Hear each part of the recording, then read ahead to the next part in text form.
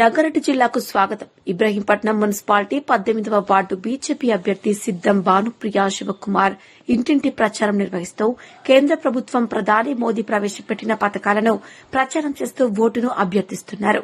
Ibrahimpatnam municipality BJP జెండా ఎగురవేస్తామని ధీమా వ్యక్తం చేశారు.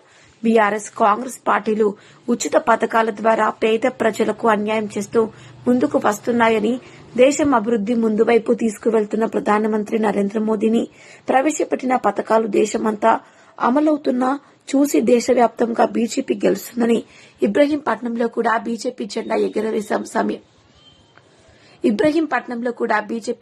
ఎగిరే సమయం వచ్చిందని బీజేపీ అభ్యర్థి భానుప్రియ తెలిపారు. బీజేపీకి ఓటు వేసి గెలిపియాలంటూ ఇంటింటికి ప్రచారం చేస్తున్నారు.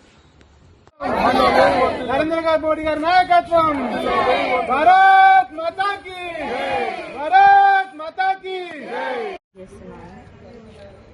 మీకు నాకు తెలియజేయండి.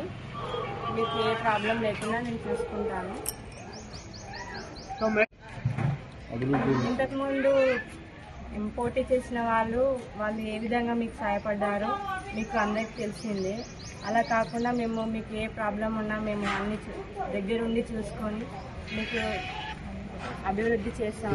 బీజేపీ పార్టీకి ఓటు వేసి నన్ను గెలిపించండి. నరేంద్ర మోడీ గారి నాయకత్వం, భారత్ మాతా కీ, భారత్ మాతా కీ.